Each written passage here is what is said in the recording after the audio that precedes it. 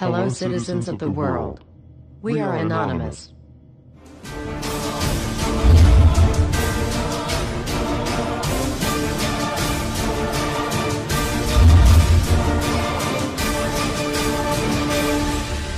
Guess what, world?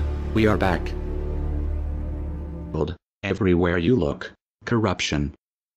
We continue to fight pointless wars over lies, and we are killing innocents and letting our children die in wars just to ensure the Federal Reserve can continue their petrodollar scandal. We are sitting idly by while these crooks continue to loan fake money out to us at interest, stealing our homes, and enslaving our children. Let me make this extremely clear to all of you listening. Many corporations, especially the Federal Reserve, used the government to steal $17 trillion from your children. Your children did not have that money. They are now debt slaves. These people have stolen money from your children that are not even born yet, and sold their freedoms. They have enslaved you and many around the world. Wake up, world. And they did all of this by counterfeiting money and loaning it out at an interest. They have stolen hundreds of trillions from people around the world. Have you heard about Microsoft's Xbox manufacturers in China? They had to install suicide nets outside their buildings to ensure their employees don't jump out of the window to commit suicide. These are the conditions your children in the US will be working under when the debt is soon owed, and it will be owed. It is not a matter of if it will be owed, but it is just a matter of when. And it will happen as soon as the United States economy collapses, which will happen very, very soon. And if you think because you do not live in the United States this does not affect you, you are wrong. And you are next. The only way we can stop this is if we all unite together and fight it. People of the US are waking up to the Federal Reserve scandal, and the powers that be are currently afraid of retaliation. And that is precisely why they trying everything they can to disarm us. You know how the media has been saying gun violence has been out of control and at an all-time high. They are not simply twisting the truth here or exaggerating. They are absolutely bold-faced presenting lies to you. First off, realize, gun violence in the United States has always been shockingly low. And gun violence has dropped by 49% in the last 11 years. The already absurdly low gun violence in America has literally dropped in half. In half. The fact they are saying that it is at an all-time high perfect demonstrates how biased the government and the media is. If this doesn't prove to you that they have an agenda, then nothing will. Do you remember how the media keeps repeating that there has been 74 school shootings since Sandy Hook? Those 74 shootings were not even mass shootings like they claim. Most were suicides and none of them even took place at a school. Not a single one. They are presenting lies to you, America. When will you wake up? At some point you have to ask yourself, why would the government fake 74 mass school shootings involving children? If they get our guns, we will lose the fight against them. And they will take away absolutely all of your freedoms and you and your children will be forever slaves. And don't forget they purposefully put you and your children into that debt. And because the Federal Reserve is present in all countries, the other countries of the world are next soon after. This plan is called the New World Order. It is the same New World Order the Vice President of the United States called for on national TV a month ago. He said we need to strive for and complete the New World Order. This is also the same New World Order President George Bush and President Kennedy said is our country's lifetime goal. And the same New World Order George Bush said on national TV said will happen no matter what we do, and we cannot prevent it. This has all been a long-time plan. The Federal Reserve and their partners want complete control of humanity. We cannot let this happen. They want to rule over us, like kings and queens. And humanity will be forever lost to enslavement by a bunch of tyrants who have publicly admitted they want to kill off the majority of the population so the masses are easier to control. They are going to wipe your bloodline completely off of the earth. He'll tell you the order of things to happen. The enslavement will follow immediately after guns are taken away and you cannot fight back. If they cannot get the guns before the economic collapse, then they will wait until the economy collapses. When the economy collapses, people will be starving. There will be looters and shootings. The government will insist on taking guns away to help, and as soon as the guns are taken away, then we will fall into a complete dictatorship. Do not fall for it. Remember, They are the ones who caused the economic collapse to begin with. This is the same tactic used on Germans and it worked. So expect it. As soon as the economy collapsed and the masses were starving, the German government asked the people to give up their rights and they listened. And then eventually the government was throwing the naked masses into giant burning hot ovens for mass execution. Do not give up your rights. Do not give up your guns. Fight back, as they were the ones who caused the problem. Just so you know, the people who are behind this Federal Reserve scam and New World Order are the same ones who funded Hitler's campaign. Make no mistake, these people are as brutal as Hitler himself, even more brutal. In fact, now we are going to show you some. Assuming America grows some balls and we win, we will need an overall plan. We have come up with a perfect plan. This plan offers extraordinary possibilities. It will make for the most beautiful and free world you can ever imagine. If we are successful, we can leave a much better for our children. A beautiful world. Watch every minute of the rest of the video. Do not skip a single bit of it, as it is all important. If this one video gets out and can change the world, this is your opportunity to make a difference. Please share this video. What you want with it, get paid for the views. We don't care. Just get the message out there for the world to see. Now sit back and relax, enjoy the movie.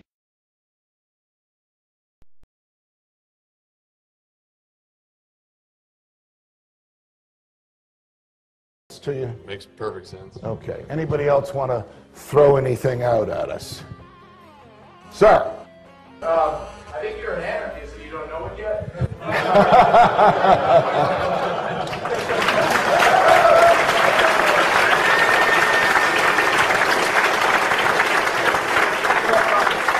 Do you hear me denying anything?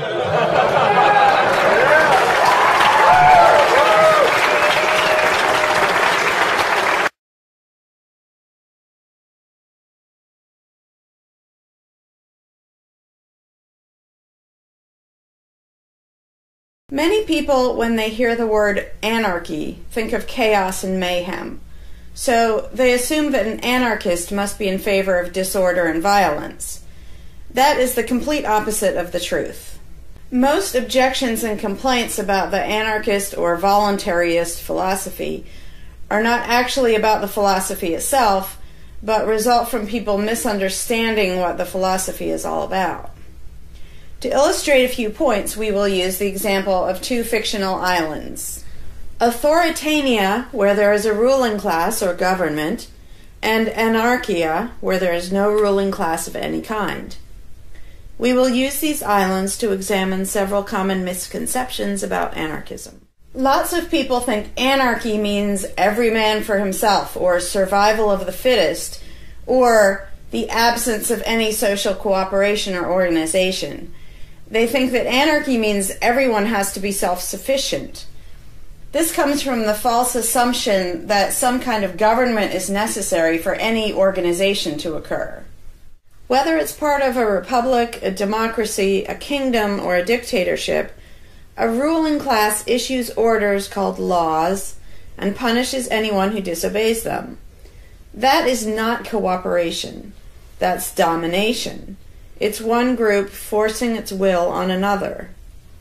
Authoritarianism can be used to force people into organized patterns, but that does not mean that people are incapable of organizing their activities without being forced.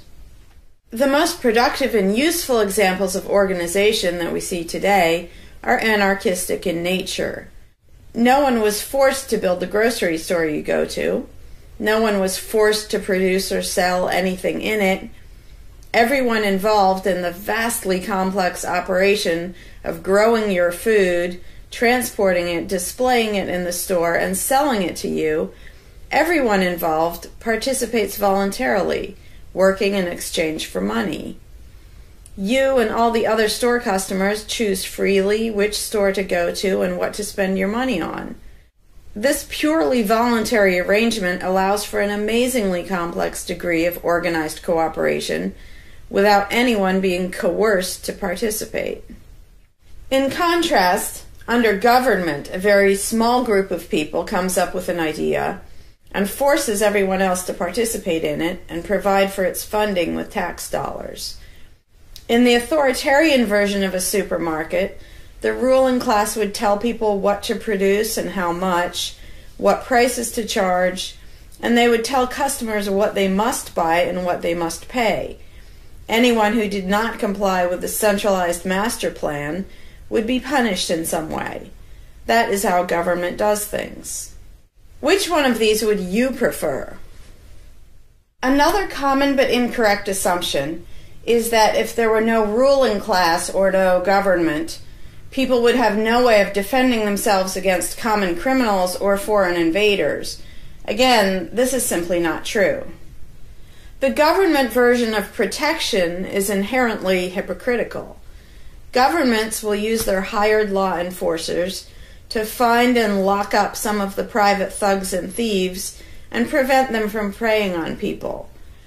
But every ruling class gets the money for its operations by way of taxation, demanding money from its subjects and punishing those who don't pay up.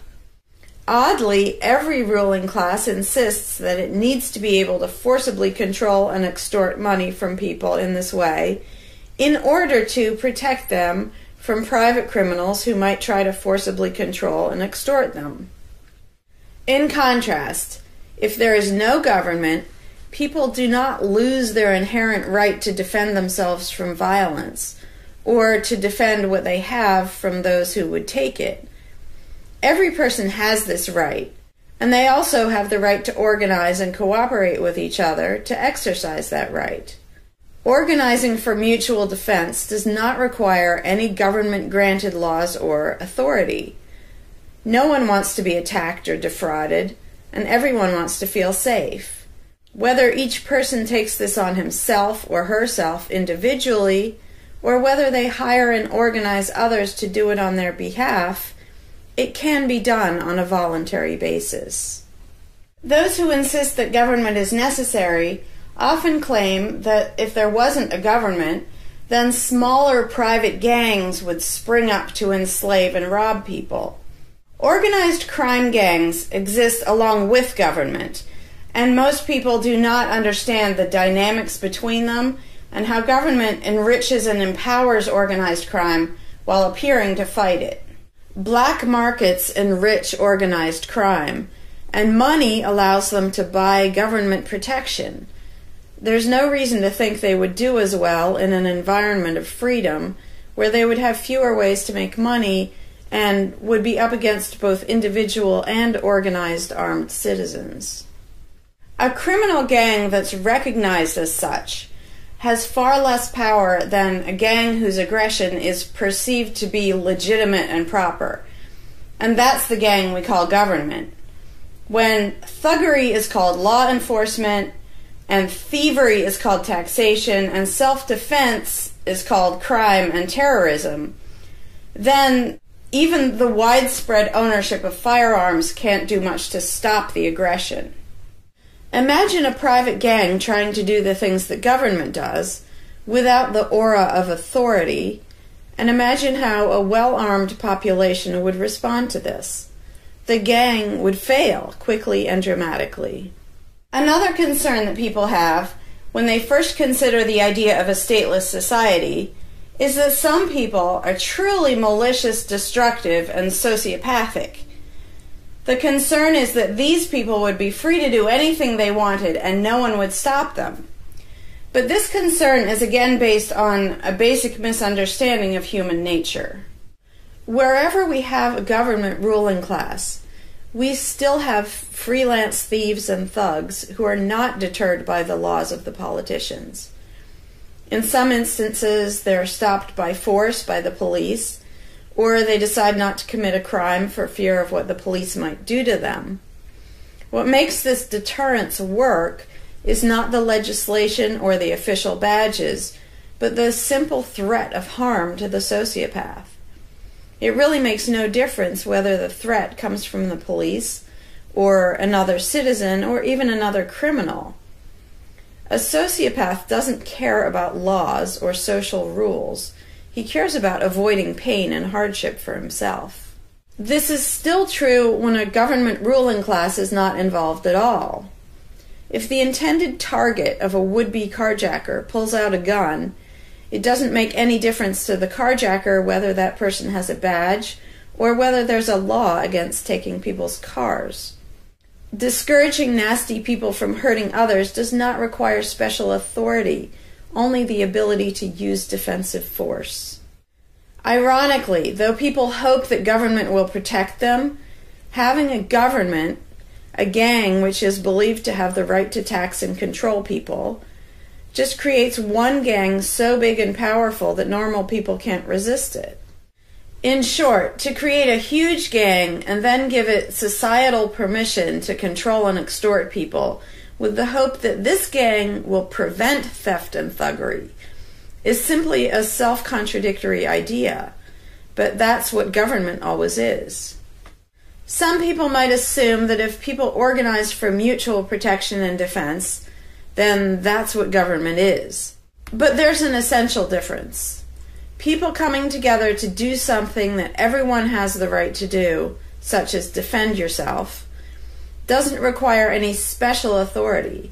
It's not government unless one group of people claims the right to do things which others do not have the right to do, such as taxing and controlling innocent people. Organized defense can be very effective without supposing the special right to rule over others. In other words, without being government. In contrast, governments rob the people they rule of far more wealth than private crooks could ever manage, making the idea of a protector government ridiculous. Another common objection to the idea of a stateless society is the notion that, if not for a group of lawmakers telling the rest of us how to behave, we would all behave like stupid, irresponsible, violent animals. This claim implies one of two things. Either we normal people have no idea what is right and wrong unless and until politicians tell us, or the only reason we want to do the right thing and coexist peacefully is because politicians told us to. A quick examination of your own motivations will show you that neither of those things is actually true. It's particularly odd to make this argument in a society where politicians are voted into power. If the people themselves have no moral code and no conscience, and are just stupid, violent animals, why does almost everyone want government to keep the peace and protect the innocent? Would a population of vicious, heartless, evil people try to elect good people to keep the evil people in line? Obviously not. The goodness and the desire for order and peace comes from us, not from the lawmakers we vote into office. The same holds true of everything that government does. If people are so short-sighted and selfish that they can't be trusted to voluntarily organize and raise money for whatever they deem important, then how can those same people be trusted to decide who should be in power? The implication is that the average person can't be trusted to run his own life, but can be trusted to choose someone to run other people's lives. Government is really not a civilizing influence. It's actually an uncivilizing influence. People who would never personally rob their neighbors constantly use the government to do it for them by way of taxation. People who would never dream of trying to control minute details of their neighbors' lives think it's just fine to vote for politicians to do it instead. Government gives everyone the opportunity and encouragement to rob and control other people without risk. So government, rather than serving as a check against the imperfections of our nature, instead drastically amplifies our greed, irresponsibility, and malice towards other human beings by giving us a legally acceptable and risk-free way to interfere with the lives and choices of our fellow men and women. Government brings out the criminal and busybody in everyone. In contrast, in the absence of a ruling class, people would lose their ability to ask lawmakers to interfere with their neighbors' lives. And we would not have law enforcers who could avoid responsibility for evil deeds by claiming that they were just following orders. Throughout history, far more theft, assault, oppression, and even murder has been committed by those acting on behalf of a supposed authority than by anybody else. Even basically good people, when they believe in government, will condone things or do things which they know would be wrong if they did them on their own. Most people know that theft and assault are bad, but they imagine that controlling their neighbors and forcing them to spend their money on things they don't want is perfectly moral and legitimate when it's done by way of the political process. Wrong becomes right when it's called taxation, legislation, regulation, and war. Anarchists know better. They know that human society will never be perfect, but it would be a whole lot better if evil deeds were committed only by genuinely nasty, sociopathic people, rather than being committed wholesale by basically good people who think that violent aggression is okay when it's called law enforcement.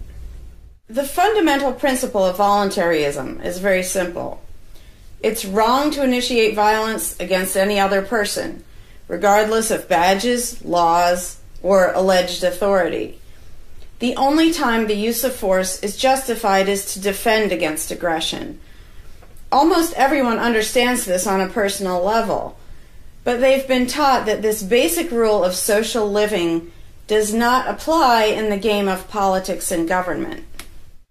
Most people already know how to get along with others, and most people want a peaceful and just society. Our morality doesn't come from politicians making laws. Our ability to organize and cooperate doesn't come from the ruling class. When people escape the belief in government, they don't suddenly turn into violent animals. Our inherent right to defend ourselves and our ability to defend ourselves is not served by government. In fact, it's threatened by government more than by anything else. Ruling classes do not produce peaceful coexistence, but rather perpetual conflict and violence. Our belief in government authority takes our compassion, virtue, and good intentions and turns them into power for people who crave power and riches. Of course, the people who benefit most from the political racket will put a good spin on the system and do their best to convince people that it's a social necessity. But ask yourself this: have the thousands of laws, regulations, and taxes imposed on you by politicians made you a better person? Have they made you more productive or more caring?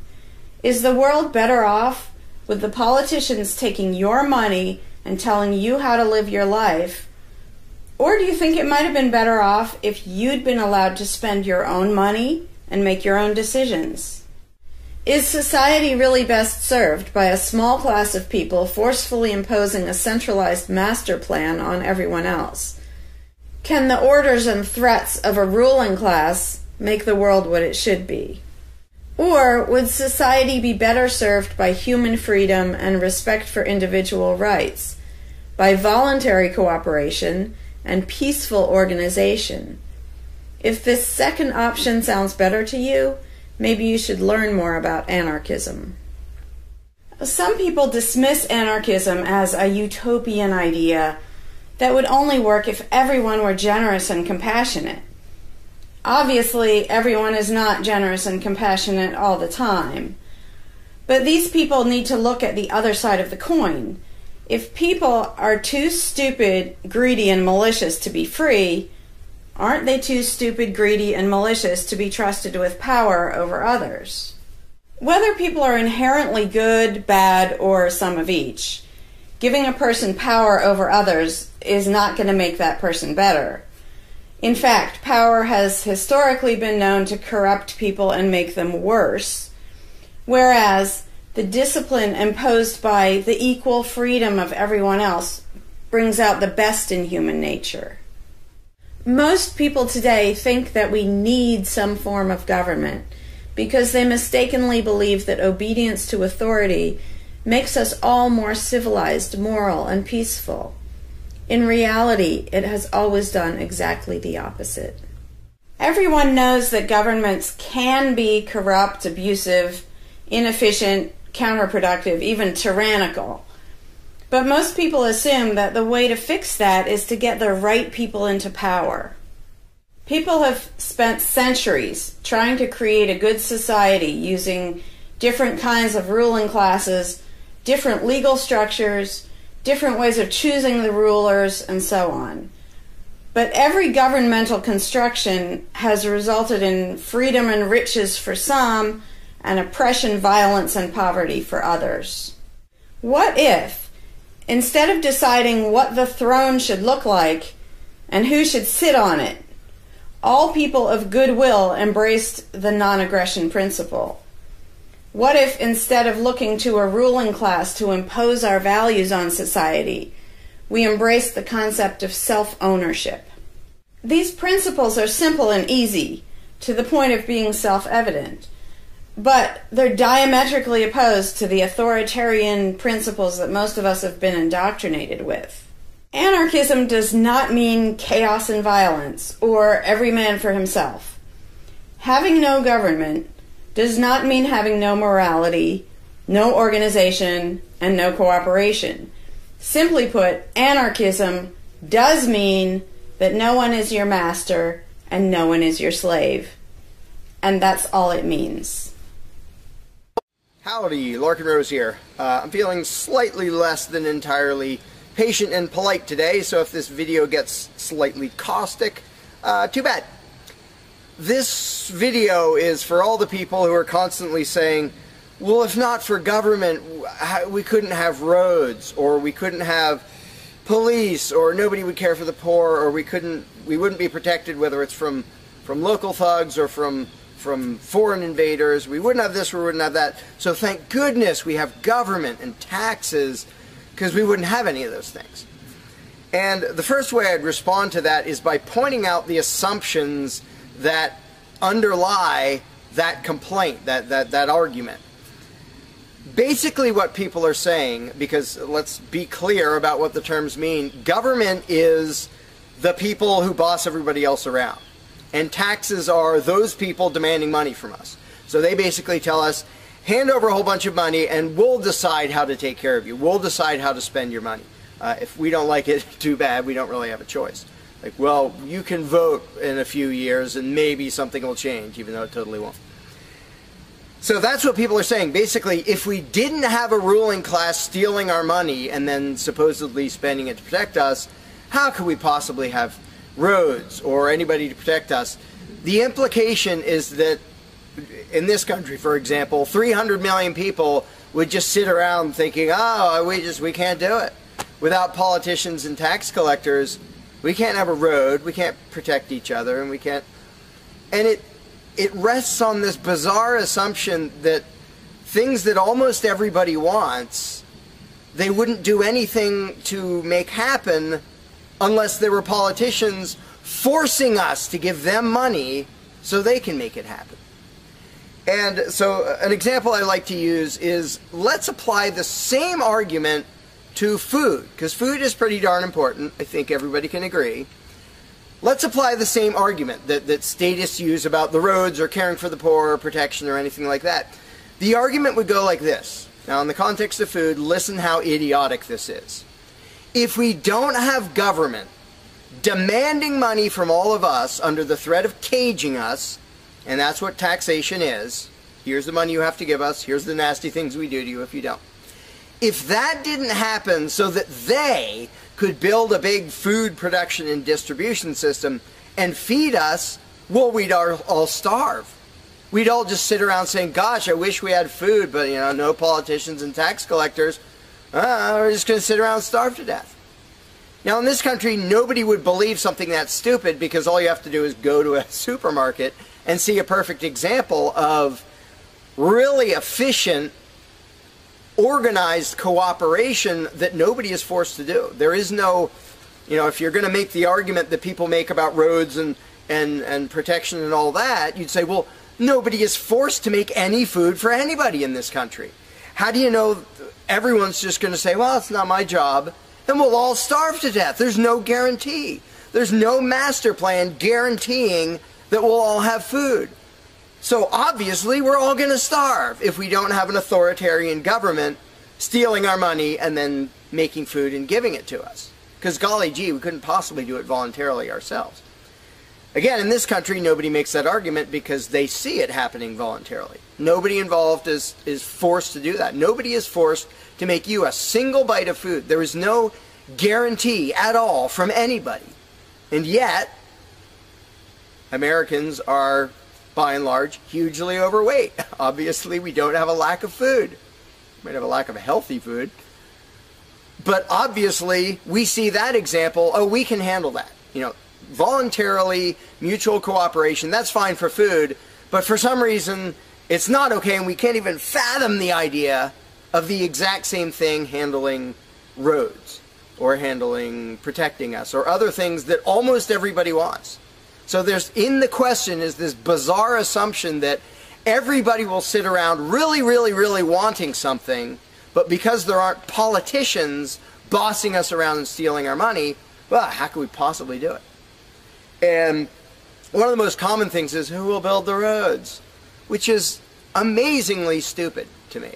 Just amazingly stupid. I have here in my pocket a little tiny thing. With this little tiny thing, I can be most places in this country and call people all over the world. And I own it myself. I'm not anywhere near rich these days, but I own one. Almost everybody I know has one of these. A little thing that can fit in your pocket, and just on a whim, you can open it and talk to somebody who's on the other side of the planet. And there was no coercion. Nobody forced anybody to make one of these. This is the result of voluntary cooperation. And that's it. Free trade. Organization, yeah, good. Cooperation, yeah, good. Coercion, which is what government is, and taxation, which is theft, didn't need that to do this. So what these people are telling me, oh, we wouldn't have roads if we didn't have government, is that somehow free individuals, relatively free, interacting voluntarily can make it so I can talk to almost anybody in the world on a little thing that fits in my pocket on a budget that is not a very good budget at the moment, but I still have one of these. That freedom, not authoritarianism, can supply me with this, but freedom cannot achieve a flat place. Because that's what a road is. It's a flat place.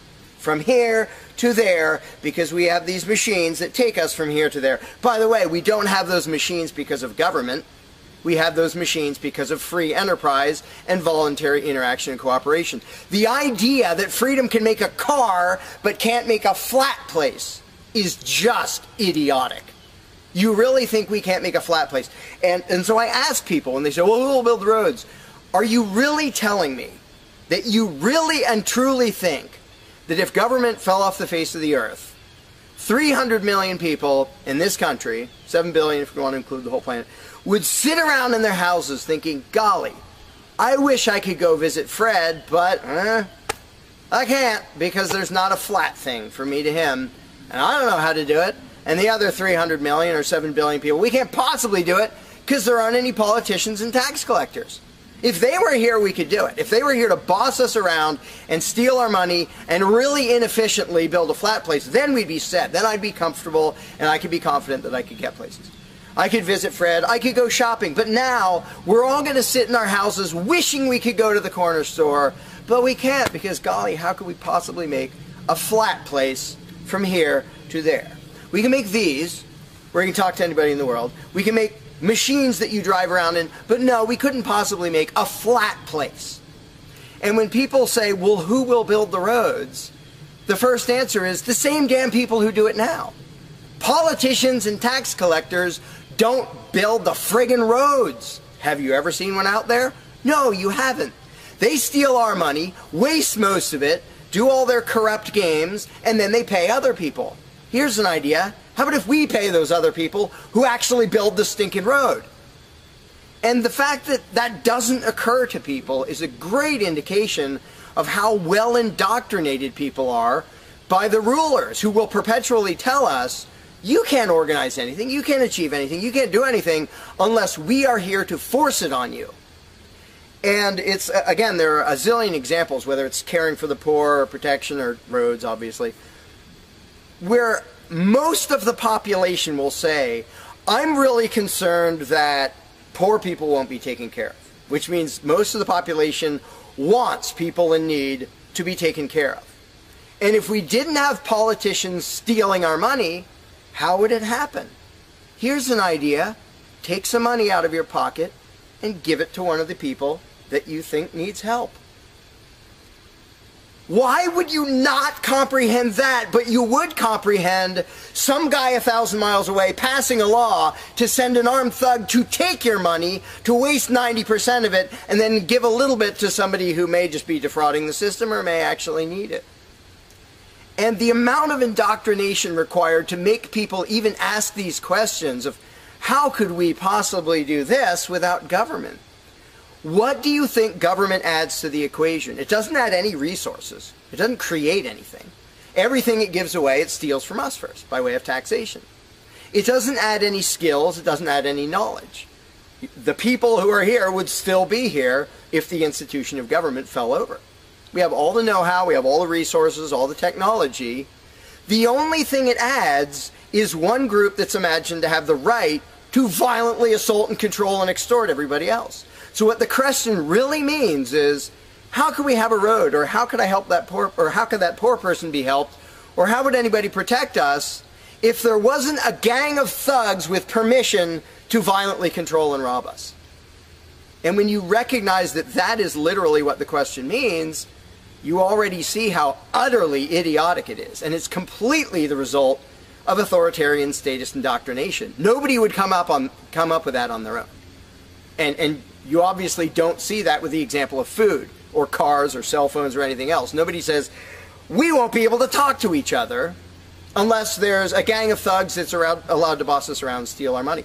And just economically, how stupid you have to be to think that's a good idea. Here are your choices. Let's do this. I'll give you these two choices for how you will be fed from now on. Either you can go spend your own money wherever you want. You can go to the supermarket or the local this or the local grocery, whatever you want. You can go decide what you want, and they'll tell you the price. You decide what you're going to buy and how much. And you can go to different places and you can shop around and you can do all that. That's option number one. But let me warn you, option number one does not give any guarantee that you will be fed. There's no master plan forcing people to feed you. So, oh my gosh, you better be really scared of that option, despite the fact that you can do it day after day and it works really darn well and feeds pretty much not only this country, but with a massive surplus. So that's option number one that apparently statists are scared of. Option number two is politicians will take as much money of yours as they decide to take. Then they will decide what, if anything, they will buy with that money in terms of food to give to you, to feed you. Do you really think that will serve you better, that that will feed you better? Yeah, I'm much more comfortable that I'll have I'll be fed, I'll be secure, everything will be okay if a gang of thugs who doesn't really care about me steals my money and then decides what, if anything, to give me back from what they stole. But that is implied in the question, whatever you put in the blank. How are we going to have blank if not for government? What you're saying is, how can we, the people who really want roads and food and cell phones and protection and all the things that almost everybody wants, how can we possibly have that unless we give someone permission to steal our money and boss us around and then decide what they're going to give us? And the same thing applies no matter what you put in the blank. How will we possibly do blank without government? One of the silly ones is caring for the poor. How will we care for the poor? Think of what that means. Like people, when more than half the country votes for a party to take care of the poor, it's more than half of the country saying, we're really concerned and we want to make sure that the less fortunate are taken care of, but we don't believe that normal people acting in freedom will take care of them. Well, if the people didn't care about the poor, they wouldn't win the election. By definition, if you vote for a welfare state, you're an idiot.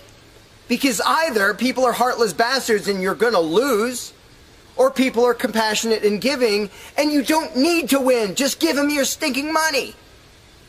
But people play the game, and that's the Democratic Party lives off of the idiotic notion that you're all so heartless that you should vote for us to steal your money to give to the poor.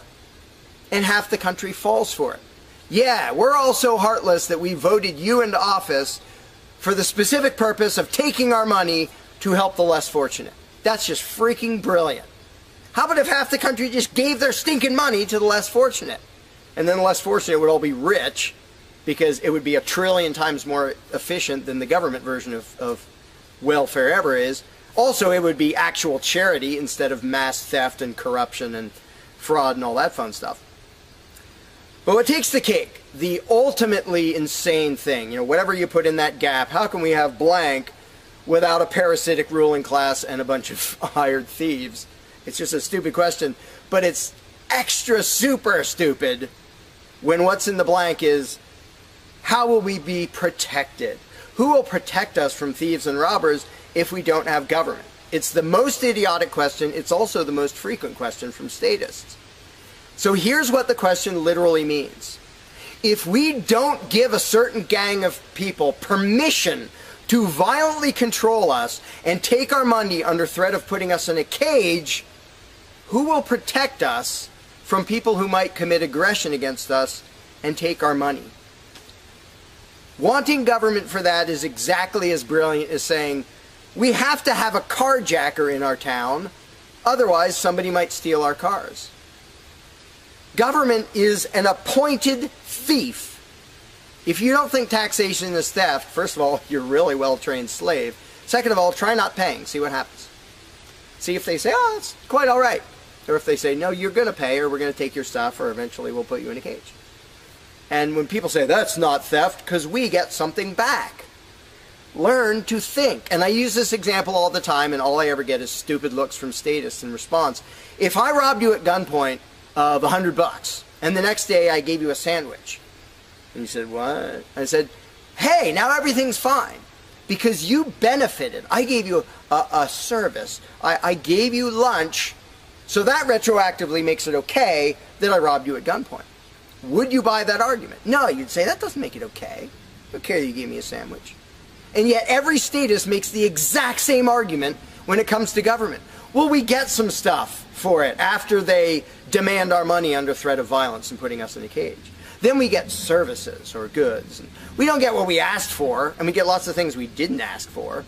But we kind of get something, and that retroactively makes it okay for them to say, give us this much of every paycheck you make, or we're sending men with guns to take your property. And the slaves justify their own enslavement. I'm proud to pay my taxes. I'm proud to get robbed by a parasitic ruling class and get a little bit back and feel good about it. Like, not only is that legitimate and justified, but I feel proud that I let myself get robbed by a bunch of crooks and parasites. But again, the ultimate thing is protection. When people say, who will protect us from aggressors and thugs and thieves if we don't have a government? Even though what government is, by its very nature, is a gang of aggressors and thugs and thieves. They issue commands. Every law they pass is a command backed by a threat of violence. You have to do this. You're not allowed to do that. Here are the nasty things we will do to you if you get caught disobeying. I mean, everybody knows that, even though they don't usually say it in terms that blunt and honest and accurate. But to say we need taxes to be protected is as stupid as you can get. It's saying we need theft to avoid theft. And the fact that people are trained to use different words so that this theft sounds okay. It's legalized, it's taxation, and we voted for the people who robbed us. Like, we got to elect our local carjacker, and that means he represents us when he demands our car and points a gun in our face. He's serving us as he steals our car, because he's going to use that car and sell it and make money to make sure nobody else steals our car. That is the essence of government. And the fact that you have hundreds of millions of victims of that scam vehemently defending it and saying, I'm not going to give that up. I don't want to give up government. Who would protect us? I don't want to give up the biggest aggressor on the planet, the biggest thief on the planet. Look at your tax bill and see how much private crooks steal from you. So before you ask that question, before you ask, how could we possibly have roads or protection or water or air or Christmas or Santa Claus or any of the zillion things that statists imagine we can't possibly have without a ruling class, think about what the question actually means. Because when you get to the point where you understand the implications of your own question, asking, how can we possibly have this without a parasitic gang of thugs robbing us? When you actually understand what you're really asking, you won't ask the question because you will realize it's completely freaking idiotic.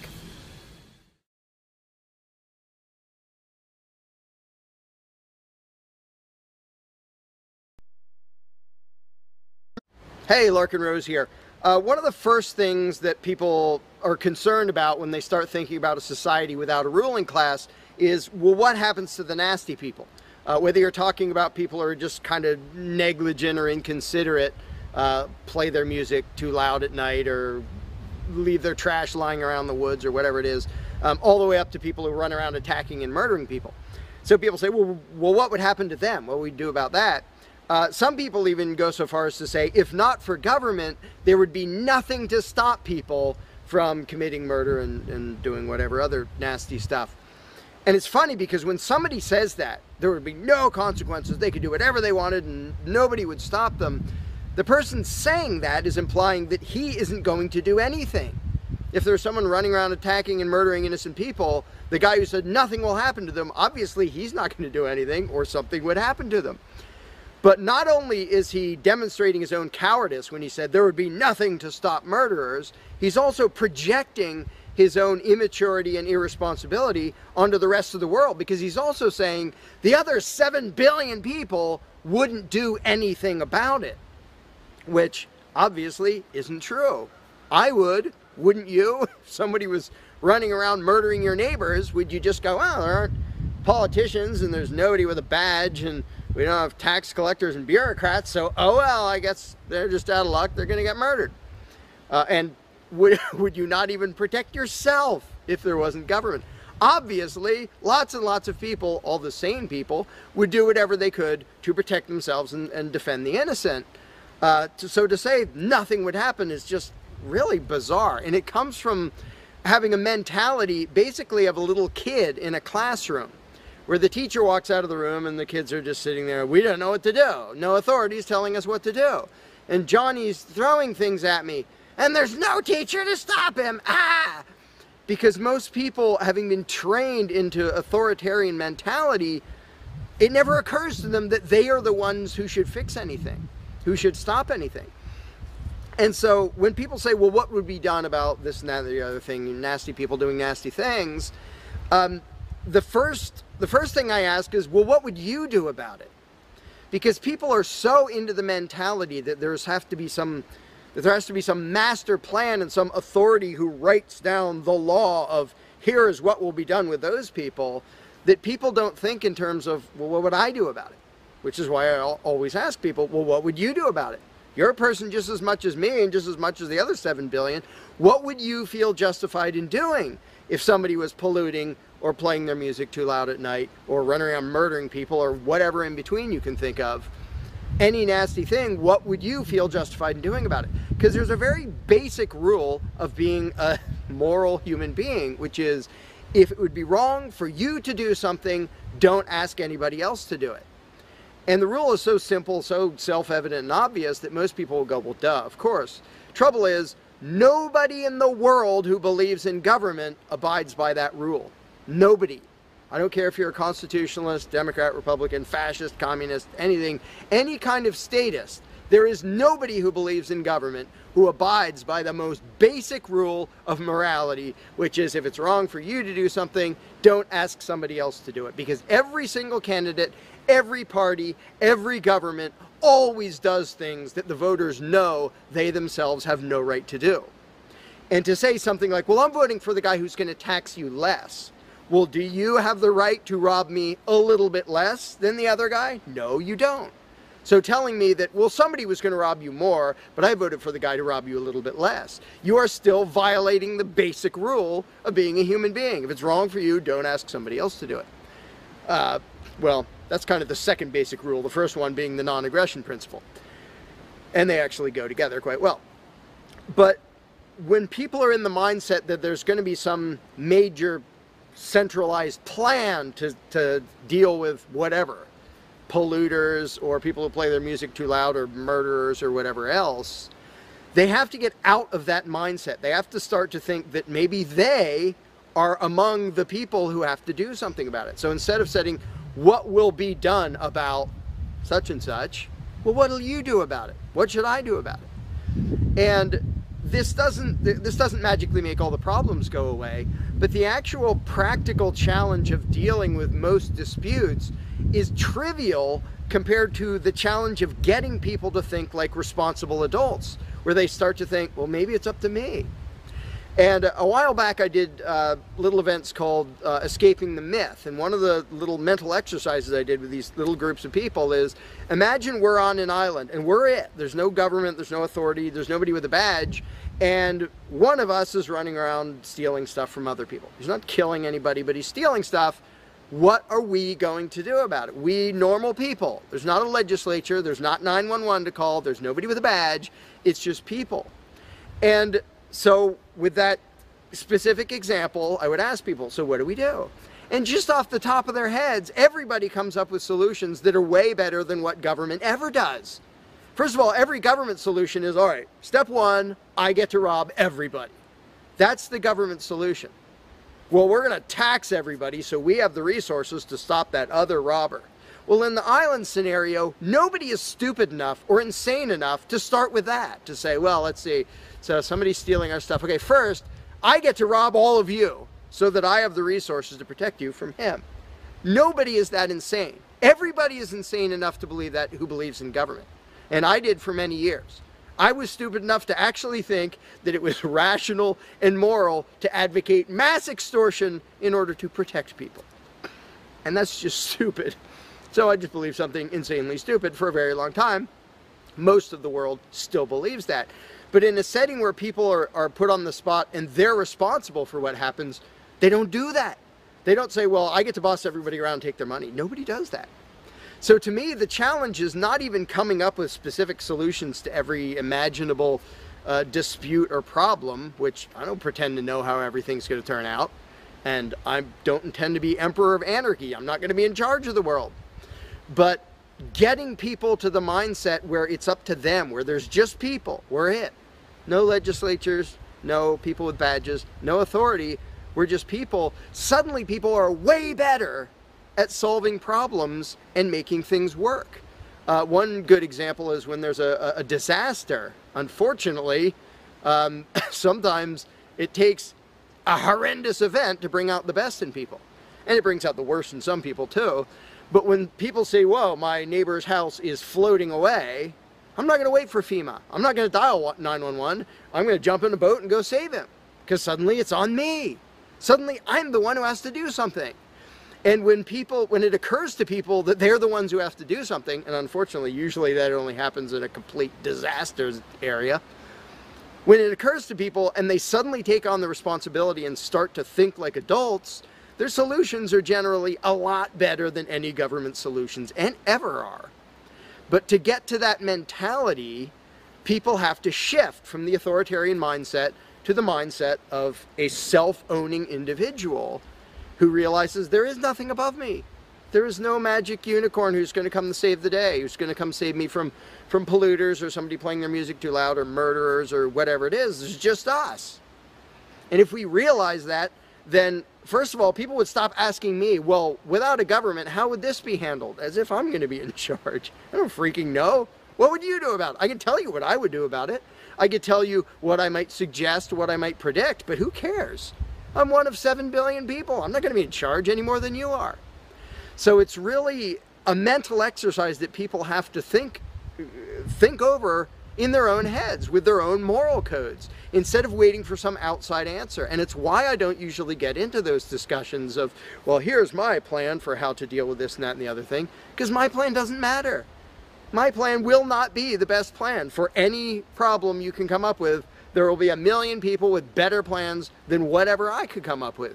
So don't ask me to describe how you are going to fix problems. I don't freaking know.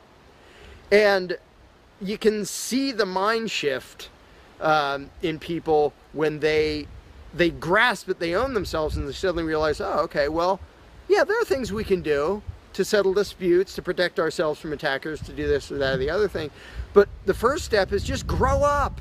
Stop thinking it's somebody else's business to make the world work. Well, how will the poor be cared for? I don't know. What are you going to do? Well, how will we be protected from this? I don't know. What are you going to do about it? And it is inconvenient. It's inconvenient to be a free person where you can't just be a kid in a classroom whining to the teacher to save the day and fix everything and make everything work, where you actually have to be a responsible adult. And that's one of the main reasons why people like the belief in authority, because then they can live with the lie that all they have to do is obey and do as they're told and everything will be okay. First of all, no, it won't be okay. Second of all, you're not even being a human being. You just threw your free will out the window and became somebody's slave in the hopes that that would help humanity. It doesn't help humanity for you to be a slave. It doesn't help humanity for everybody else to be a slave. It does help humanity for you to start thinking as an adult, responsible human being who owns himself and who accepts that it is your responsibility to figure out how to make the world work.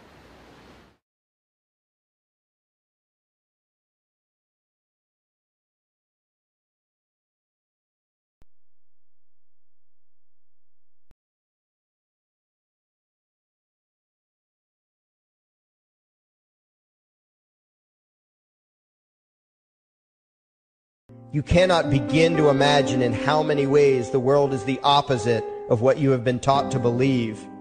You see the guy who sells drugs to willing customers so he can feed his family as the scum of the earth, while you see the hypocrite who gives away stolen money in the name of government as a saint. You see the guy who tries to avoid being robbed by the federal thugs as a crook and a tax cheat, but see as virtuous the politician who gives away the same stolen loot to people to whom it does not belong. You see the cop as a good guy when he drags a man away from his friends and family and throws him in prison for 10 years for smoking a leaf. And you see anyone who defends himself from such barbaric fascism as the lowest form of life, a cop killer. In reality, most drug dealers are more virtuous than any government social worker, and prostitutes have far less to be ashamed of than political whores, because they trade only with what is rightfully theirs, and only with those who want to trade with them. The upstanding, church-going, law-abiding, tax-paying citizen who votes Democrat or Republican is far more despicable and a bigger threat to humanity than the most promiscuous, lazy, drug-snorting hippie. Why? Because the hippie is willing to let others be free, and the voter is not. The damage done to society by bad habits and loose morality is nothing compared to the damage done to society by the self-righteous violence committed in the name of the state. You imagine yourselves to be charitable and tolerant when you are nothing of the sort. Even the Nazis had table manners and proper etiquette when they weren't killing people. You think you're good people because you say please and thank you? You think sitting in that big building on Sunday makes you noble and righteous? The difference between you and a common thief is that the thief has the honesty to commit the crime himself, while you whine for government to do your stealing for you. The difference between you and the street thug is that the thug is open about the violence he commits, while you let others forcibly control your neighbors on your behalf. You advocate theft, harassment, assault, and even murder, but accept no responsibility for doing so. You old folks want the government to steal from your kids so you can get your monthly check. You parents want all your neighbors to be robbed to pay for your kids' schooling. You all vote for whichever crook promises to steal money from other people to pay for what you want. You demand that those people who engage in behaviors you don't approve of be dragged off and locked up, but feel no guilt for the countless lives your whims have destroyed. You even call the government thugs your representatives, and yet you never take responsibility for the evil they commit. You proudly support the troops as they kill whomever the liars in D.C. tell them to kill, and you feel good about it. You call yourselves Christians or Jews or claim to follow some other religion, but the truth is what you call your religion is empty window dressing. What you truly worship, the God you really bow to, what you really believe in is the state. Thou shalt not steal, thou shalt not murder, unless you can do it by way of government. Then it's just fine, isn't it? If you call it taxation and war, it stops being a sin, right? After all, it was only your God that said you shouldn't steal and murder, but the state said it was okay. It's pretty obvious which one outranks the other in your minds. Despite all the churches, synagogues, and mosques we see around us, this nation has one God and only one God, and that God is called government. Jesus taught nonviolence and told you to love your neighbor, but the state encourages you to vote for people who will use the violence of government to butt into every aspect of everyone else's life. Which do you believe? To those about to stone a woman who had committed adultery, Jesus said, "Let him who is without sin cast the first stone." But the state says it's perfectly fine to lock someone up if they do something you find distasteful, such as prostitution. Which do you believe? The Christian God says, "Thou shalt not covet," but coveting is the lifeblood of the beast that is the state. You are taught to resent, despise, and hate anyone who has anything you don't have. You clamor for the state to tear other people down, steal their property, and give it to you. And you call that fairness. The Bible calls it coveting and stealing. You are not Christians. You are not Jews. You are not Muslims. And you certainly aren't atheists. You all have the same God, and its name is government. You're all members of the most evil, insane, destructive cult in history. If there ever was a devil, the state is it, and you worship it with all your heart and soul. You pray to it to solve every problem, to satisfy all your needs, to smite your enemies, and to shower its blessings upon you. You worship what Nietzsche called the coldest of all cold monsters, and you hate those of us who don't. To you, the greatest sin is disobeying your God, breaking the law, you call it, as if anyone could possibly have any moral obligation to obey the arbitrary commands and demands of the corrupt, lying, delusional megalomaniacs who infest this despicable town. Even your ministers, priests, and rabbis, more often than not, are traitors to their own religions, teaching that the commands of human authority should supersede adherence to the laws of the gods they say they believe in. Several years ago, I heard one pompous evangelical jackass in particular pontificating on the radio that anyone who disobeys the civil authority, be it a king or any other government, is engaging in rebellion against God. Those were the exact words he used. What if the government is doing something wrong? Well, this salesman for Satan opined, that is the business of those in government, and you are still obligated to obey. Everywhere you turn, be it the state or the church, the media or the schools, you are taught one thing above all else, the virtue of subjugating yourselves to mortals who claim to have the right to rule you. It is sickening the reverence with which you speak of the liars and thieves whose feet are so firmly planted on your necks.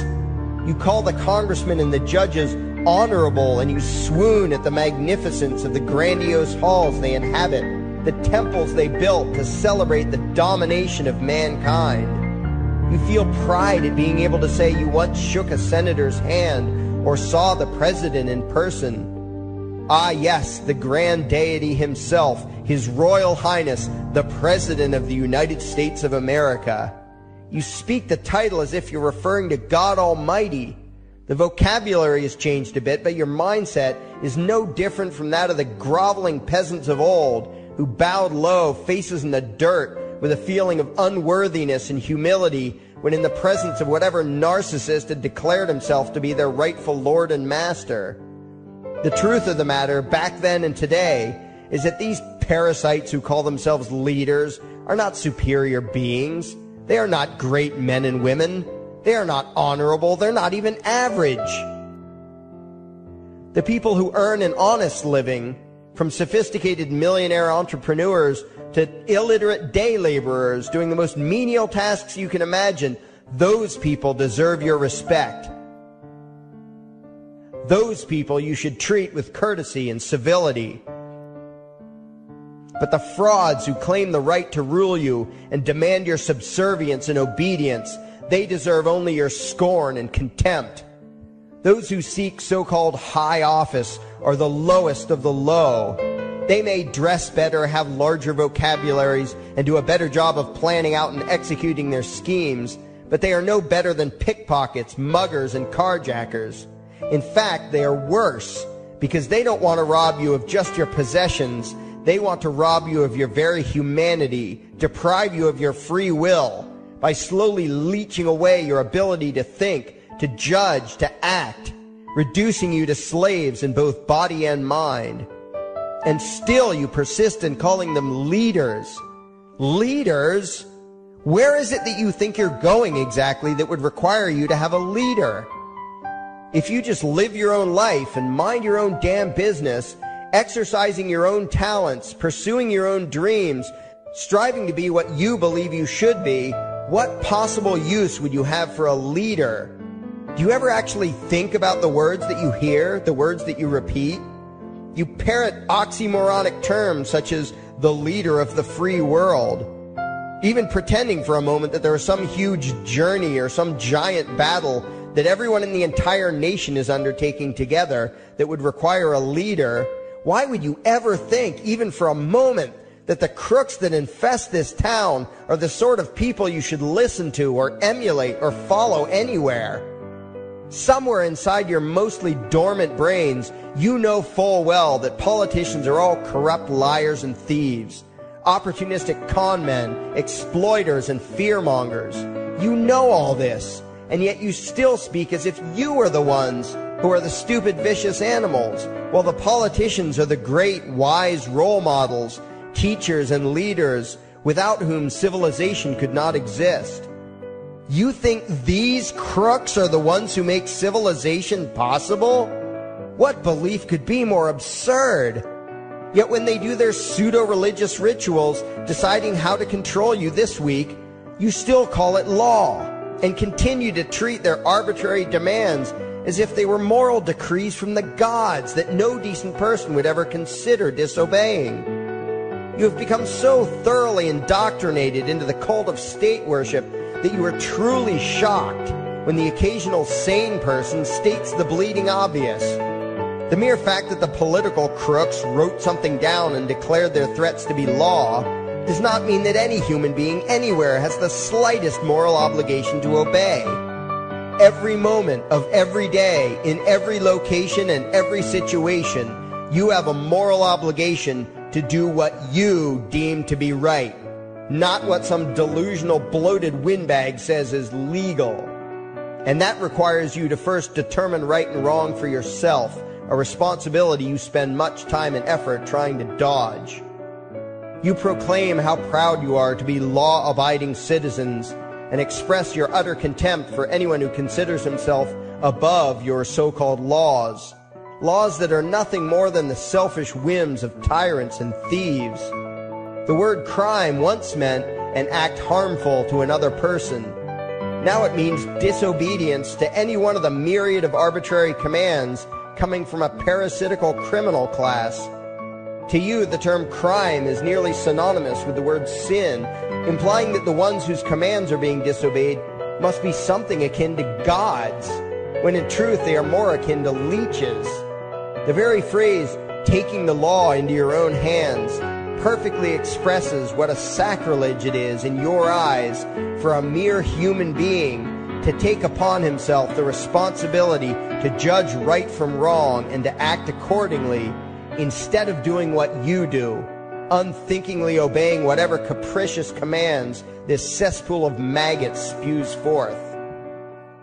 You glorify this criminal class as lawmakers and believe that no one is lower than a lawbreaker, someone who would dare disobey the politicians. Likewise, you speak with pious reverence of law enforcers, those who forcibly impose the politicians' every whim upon the rest of us. When the state uses violence, you imagine it to be inherently righteous and just, and if anyone resists, they are, in your eyes, contemptible lowlifes, lawless terrorist criminals. Like the lawless terrorist criminals who helped slaves escape the plantations. Like the lawless terrorist criminals who helped Jews escape the killing machine of the Third Reich. Like the lawless terrorist criminals who were crushed to death under the tanks of the Red Chinese government in Tiananmen Square.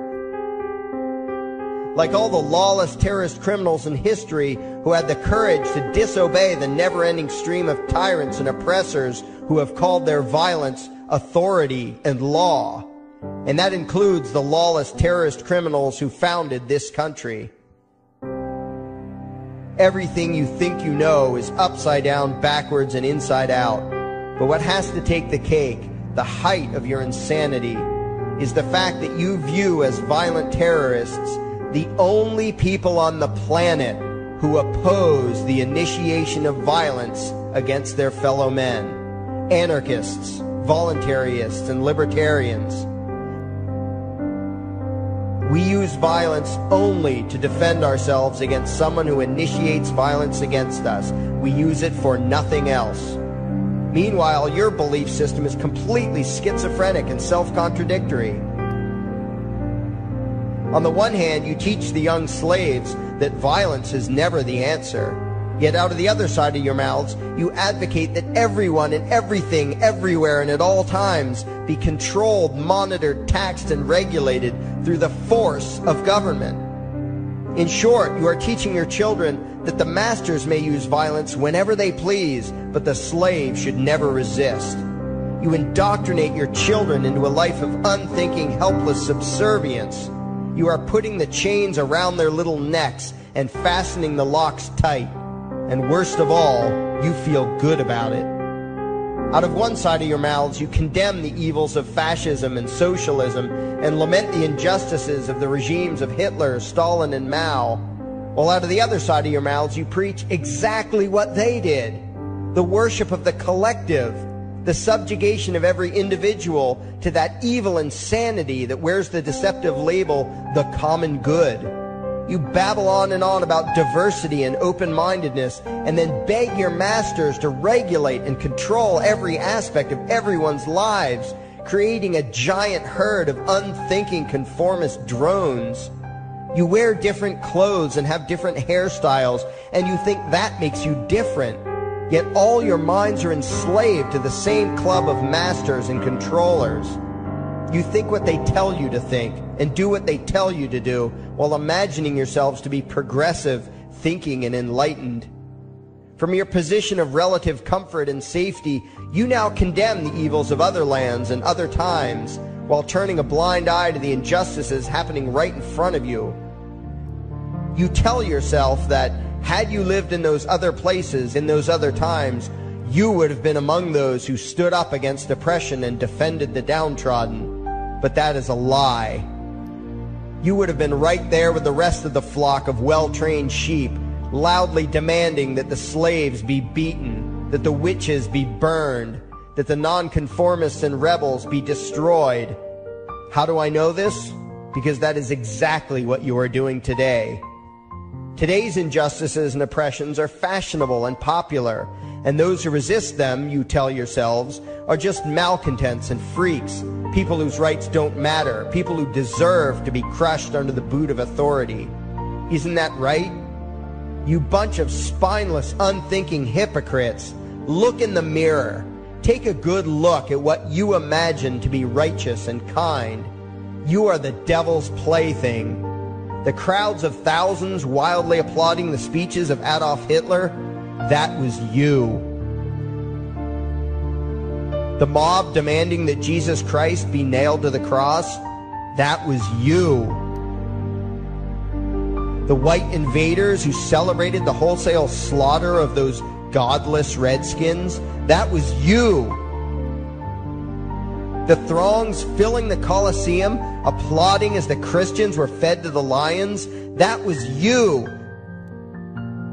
Throughout history, the perpetual suffering and injustice occurring on an incomprehensible scale, it was all because of people just like you. The well-trained, thoroughly indoctrinated conformists, the people who do as they're told, who proudly bow to their masters, who follow the crowd, believing what everyone else believes and thinking whatever authority tells them to think.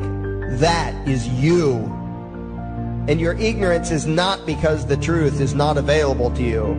There have been radicals preaching it for thousands of years. No, you are ignorant because you shun the truth with all your heart and soul. You close your eyes and run away when a hint of reality lands in front of you. You condemn as extremists and fringe kooks those who try to show you the chains you wear because you don't want to be free. You don't even want to be human. Responsibility and reality scare the hell out of you, so you cling tightly to your own enslavement and lash out at any who seek to free you from it.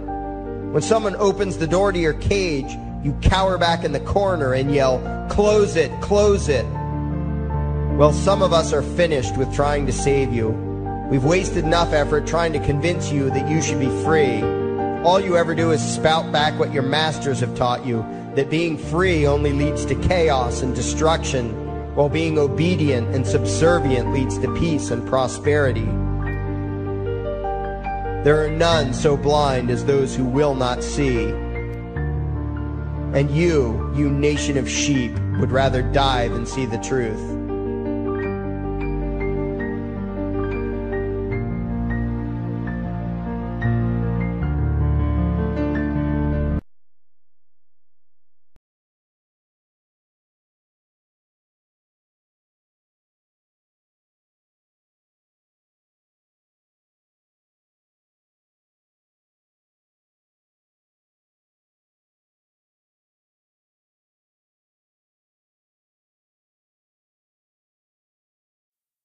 There is something I need you to do. Favorite, like and share this video. Now that you have done that, go to your browser add-ons, download YouTube Video Downloader, come back to this video and save the video to your computer and upload it your YouTube channel. Use a different title than the one used for this video. We now have a new YouTube channel. It is called Anarchy World. It's all one word. Subscribe to us. And the videos used in this video were by LarkinRose, also one word. Look for his channel and subscribe to him as well. Thank you. And by the way, these are the people responsible.